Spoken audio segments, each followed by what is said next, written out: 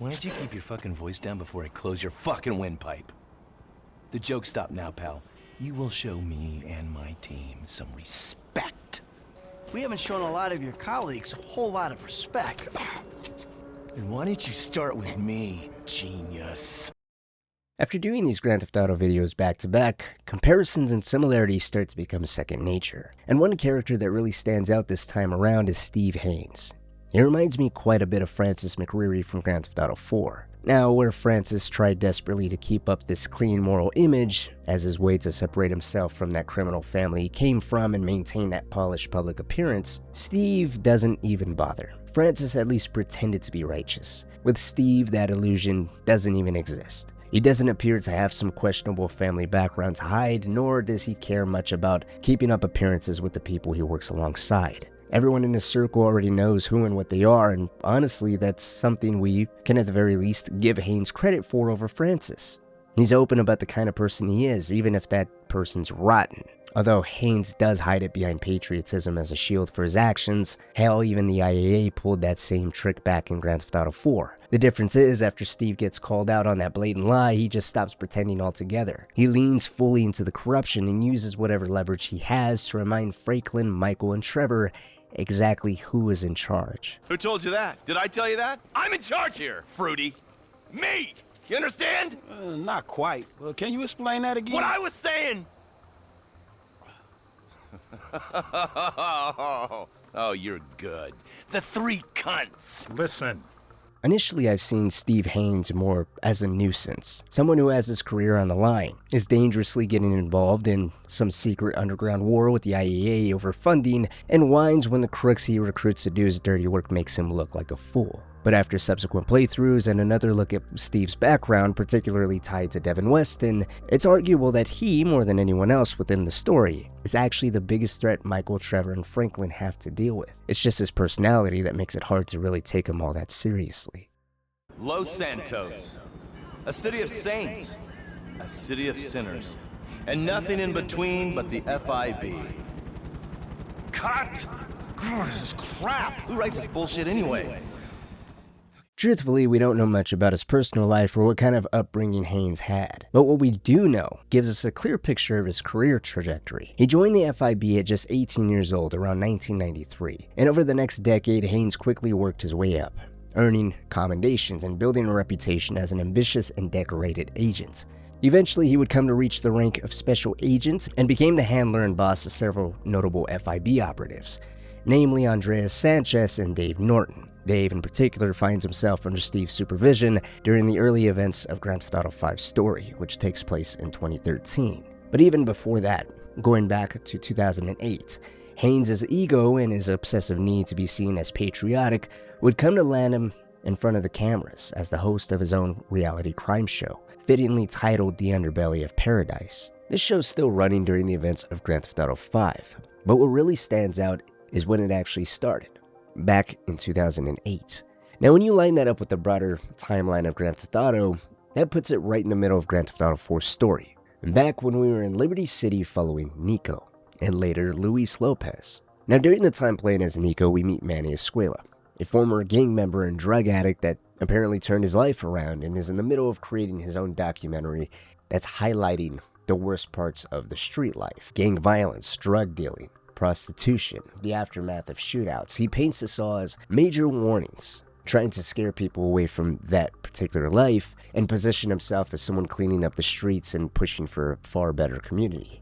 Of course, that's not the exact picture. He's more focused on fame, but the point here being is he's in the middle of self-producing his own documentary, and later on we find out that he was in the middle of talks with TV producers and actually getting that documentary up off the ground and having a slot on television. During the story, of course, Manny ends up getting shot, and the angle for his television show doesn't carry over, but that slot, of course, does open. Business has to continue. And of all people, it's Troy, who later shares with Luis that he's in the middle of talks with producers about having a show about him and his life. Of course, this means that the whole focus of that TV show completely changes from fixing things to now focusing on who gets into a nightclub, who gets turned away, and just the spectacle of being tied to the nightlife of Liberty City. We get Manny trying to expose the streets and rise above them to now a version of crime that's focused on lifestyle and entertainment. But the smaller detail here that's hard to not ignore once you notice it is all on Troy. How he looks and sounds is very similar to Steve Haines. Just take a minute, man. I really need you to speak to Tony. I did, and you can't move to Masonite. No, man. Not that. Not that. Guess what? I'm gonna be famous. Seriously. So? So, are you insane, man? What else matters? The production company here, man, belongs to one of the guys. They are gonna make a show about me. Me. I mean, they were gonna make one about this Puerto Rican guy in Bohan, but he disappeared. Now, they're gonna make a show about me. Bro, you spend every night standing here in the exact same spot. It's very stressful, man, but it's got it all. Think about it. Drama, action, sex, love. It's got everything. And they're all gonna shoot it through the eyes of a tough guy with a heart. Yeah, I'm sure, and it sounds all like fantastic entertainment. Now, if you'll excuse me, I gotta get back down to earth. Okay, if you could excuse me also. Hey. Did I say next? You said I was next, man. Hey, listen, man. Get back in line. You said I was next. Yeah, you know what? We're full of it. Of course, they're not identical, but close enough that makes it stick once you acknowledge it. And that's where this idea starts to form. What if Steve Haines didn't come through the FIB the way we're told? And what if it wasn't all official? That he didn't join young, work his way up and earn his position, but instead started in this public space at a time where television was becoming more sensational, leaning harder into the darker side of everyday life within these cities. Albeit quite different, this approach still actually works, at least to a degree. What you end up with is a mix of Manny's original idea, showing the worst parts of the criminal underworld, putting it all on display, while still having a central figure acting as the face of it, someone the audience follows, someone presenting it all in a way that feels safe and addictingly digestible. And that all lines up pretty well with someone like Troy. His personality, his ambition, it fits that role a lot more naturally than it first seems. But when you take it a step further, it starts to tie something even bigger. Because in Grand Theft Auto 4, we already know the IAA was operating through a front, using a paper company while working alongside the mob. Of course, that setup isn't new. By the time Nico's introduced into it, it's already been long established. So the idea that the FIB could be doing something similar but through television doesn't feel out of place, but something that's still in its infancy. That could also be tracing back into government agencies fighting and quarreling with one another without the general public knowing anything about it. But having this show used as a front, a host brought in as a presenter first, someone meant to connect with people, build trust, and act as a public-facing figure, and then over time that same person actually transitions into that more official role, just becomes incredibly interesting to me. But when you look at Steve Haines that way, it adds a whole other layer to him. The way he presents himself, the way he pushes this image of authority and control, it starts to feel less like an act he learned later and more like something he was doing from the beginning of his real career. Which again, for me, I actually like, because an element of Steve Haines that never actually made all that much sense to me is just how much he whines. He can't appropriately get Michael, Trevor, and Franklin to acknowledge that he's in control, and devolves into this incredibly unprofessional, emotional state of yelling and cursing. And of course, more than that, it adds to these agencies, again, operating as a whole. They're not just corrupt, but they're calculated, willing to blur the lines between media influence and federal power if it serves their own personal interests at that specific time, which still works and operates well within Steve Haines' MO. Whether you look at it one way or the other, by 2013, Steve Haines has an ongoing TV show that pushes this FIB-backed community-first image, something that ends up contrasting perfectly with just how corrupt he actually is. Living off of past glories was your first mistake. You are my boy now, amigo. My career depends on this, and that's very important to me. So seeing as we're all boys now, that makes it important to you. Setting aside the events of Grand Theft Auto 5 for a second, we need to understand the dynamic and relationships surrounding Steve Haines, most notably of which his relationship to Devin Weston. Now, there's no doubt a part of Haines' personal life clearly benefits from his position within the FIB, and the best perk of all is his relationship to billionaire Devin Weston. When you look at the two of them, the setup is very easy to understand. Haines has the authority, he can pull favors, make problems disappear, keep things contained to somewhat a manageable level for him, and then Weston on the other side has money and influence to make the relationship just worth maintaining. Business-wise, it's mutual, but then their personalities just happen to click and they get along exceedingly well. But there's also something within that relationship that's easy to miss the first time we're introduced to the two of them. And I think a lot of that comes down to the mission it's tied to, because the mission itself pulls our attention in a completely different direction. That mission being by the book. By the Book is an incredibly important mission. Not only does it further highlight the ongoing feud between the IAA and FIB in racing to extract this valuable information from Mr. K and being the first to enact on whatever valuable information Mr. K provides, and thus edge out their competitors in securing that bigger bump in federal funding and pushing aside the massive amount of controversy that's pertaining to this mission thanks to the entire torture scene. We have to remember, before Trevor and Michael ever show up at this warehouse, the only people here are Steve Haines, Devin Weston, Dave Norton, and Mr. K. As Michael and Trevor are walking down the stairs to be told exactly why they were brought here, we see Devin thanking Haines,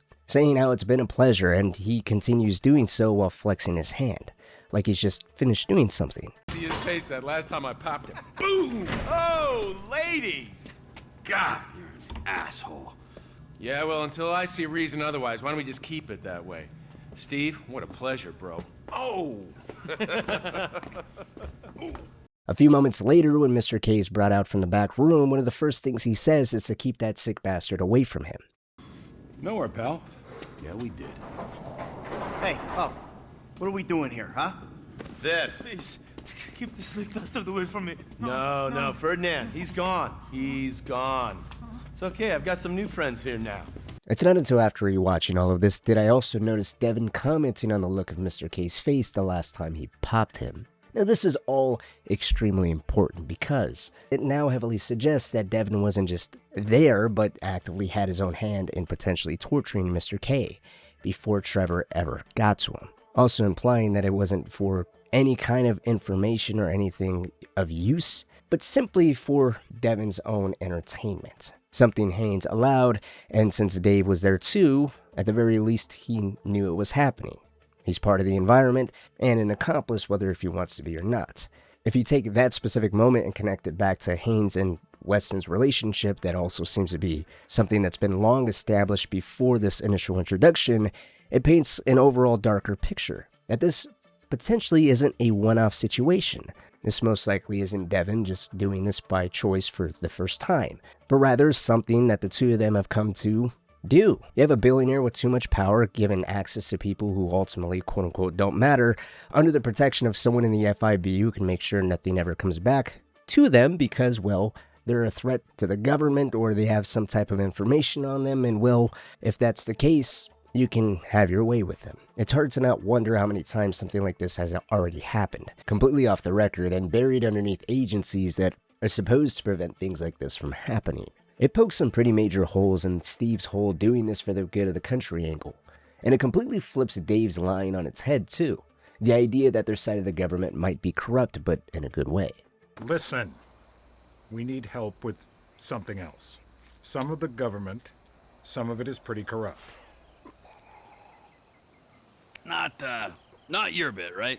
Yes, but we're corrupt in a good way. It clearly doesn't make any sense. There's nothing good about this. Letting a personal friend, rich or not, walk in and do whatever he wants to someone that the federal government has already decided doesn't matter is not patriotism. It's abuse of power in its rawest form.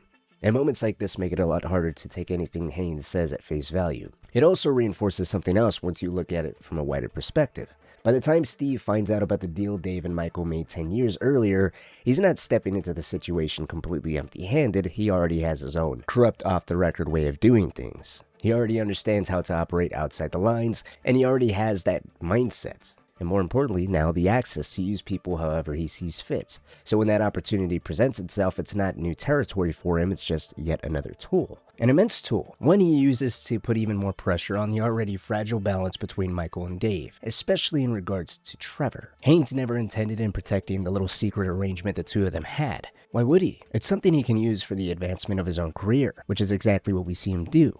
For lack of better words, Dave's and Michael's private arrangement becomes his access point for a team of ghosts known for their expertise in bank robbing and pulling off scores. Conversely, if anything, Haines' decision to bring Trevor into the plan ends up making the whole arrangement all the more dangerous. Michael's story about being in witness protection already starts to look shaky once you think about it even for a second. What kind of witness protection has you actively doing jobs for the government to keep your past buried? And that's before you even get to Trevor, who Michael points out immediately identifies Dave, thinking they've met before. Of course, that's a mistake on Trevor's own recollection. They never met through a real personal introduction, but rather he most likely was exposed to him from the news, where Dave's face was plastered everywhere for weeks as the agent who supposedly took down the infamous Michael Townley. So the second Haines starts pulling Trevor into the mix, it's not stabilizing anything, he's putting the entire agreement under more strain.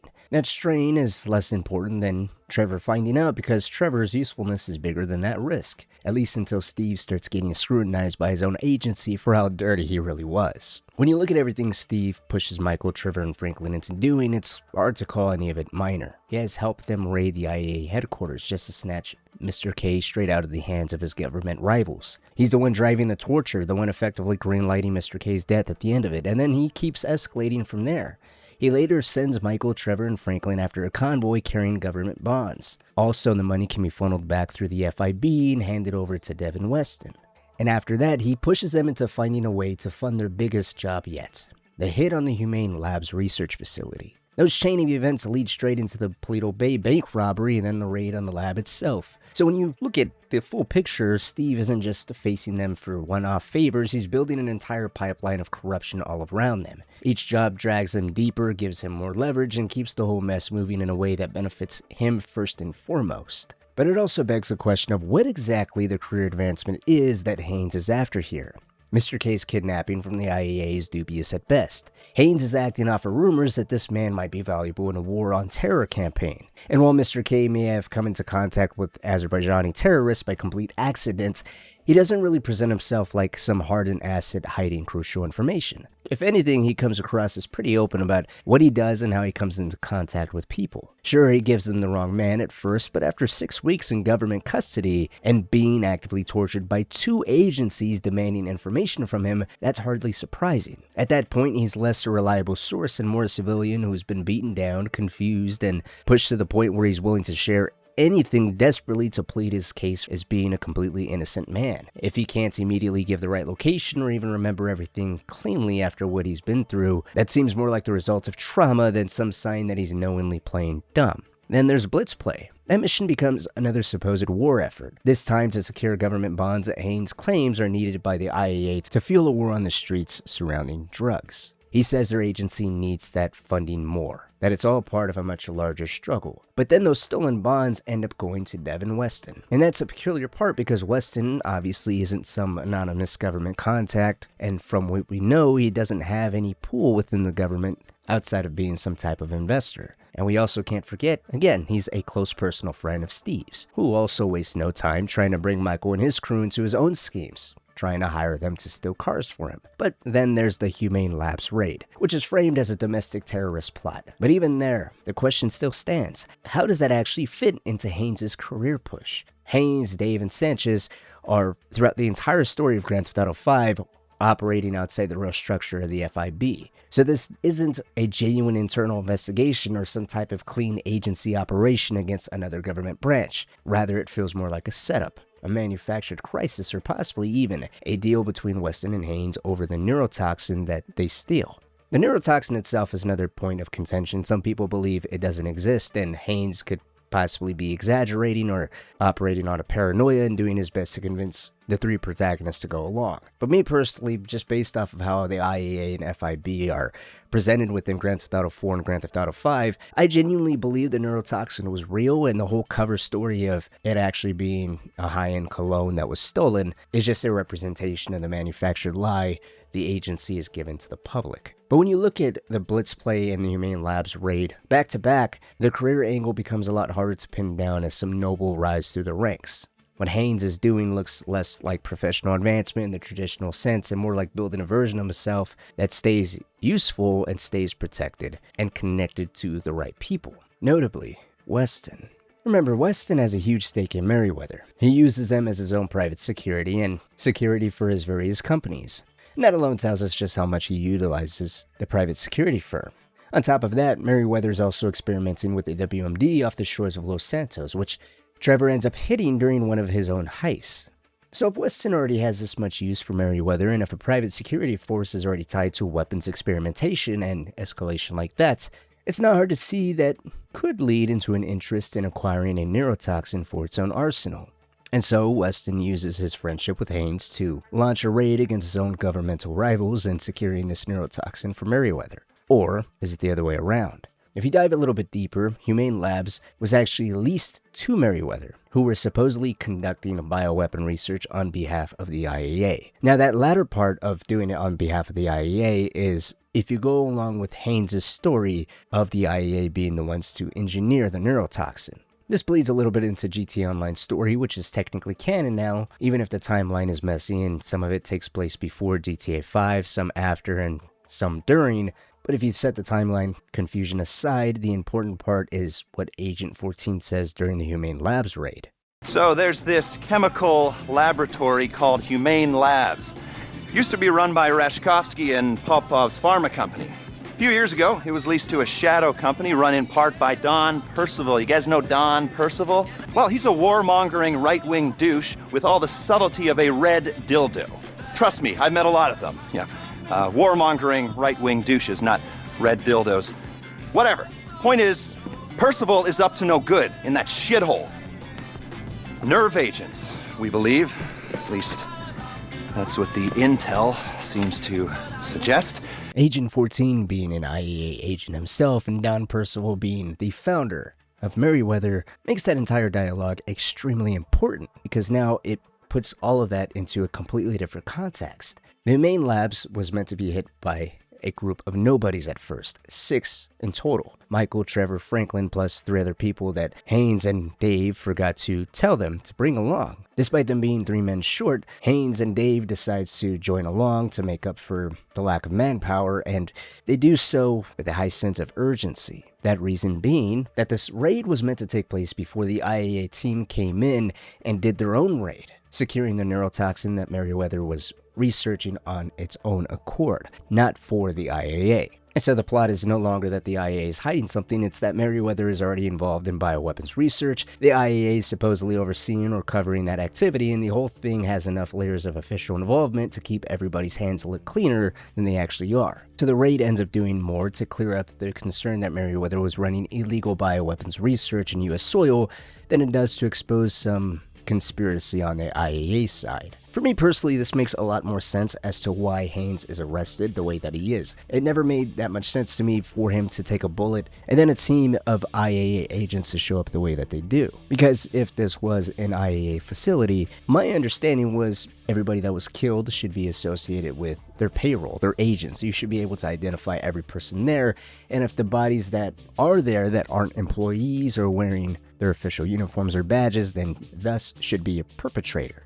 Even if he waived this FIB badge during his initial arrest the way that he does, had this been an IAA facility, it still wouldn't make any sense. You're now conducting a war against another government agency, and since you're not part of the IAA, then again, you must be a perpetrator. Within the story of the IAA now raiding a Merryweather facility, Steve Haines immediately showing his FIB badge does give him a little bit more credibility, presenting it as potentially the FIB doing their own secret raid, albeit still extremely questionable. At least there's more of a defense there than the original story that we're told. The original story alone should have been enough to get Haines locked up and fired from the FIB on the spot. Instead, he's only questioned and investigated after what comes out of Humane Labs, which means the agency is suddenly forced to look at the full extent of his corruption and everything that could come crushing down with it.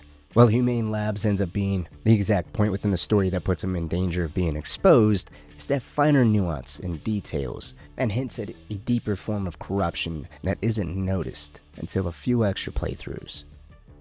Yeah, and if you don't, we're all gonna fry, because the agency's onto us. I've even got some fools in our own bureau that are questioning my methods. Think I'm a liar, a cheater, some kind of a killer and a thief. So there's some evidence, and I need you guys to find out what they know. Perhaps Steve Haines was genuinely delusional when it came to being questioned by his own people. You can see it in his angry responses, the way he defends every single thing he did and tries to mask it all, like he really couldn't believe the sheer audacity of anyone, especially the people inside his own bureau having the nerve to question him at all. And that's despite the mountain of evidence they had stacked up against him by that point. And that evidence had to be pretty substantial enough to justify him pulling Michael in to raid the FIB's headquarters right there in Los Santos, just to wipe out whatever they had on him, and at the same time, of course, wiping his own records clean too, since he's already there. But think back to the initial setup. At no point does Steve or Dave ever mention that the FIB already has any real dirt on Dave or Michael, at least nothing substantial enough that they'd be scrambling to cover their own tracks from the jump, which makes you wonder if there was ever an earlier motive here for Steve, setting up a breadcrumb of sorts of building toward pinning the whole mess on Dave and Michael, which is exactly what he does try to pull off during the wrap-up.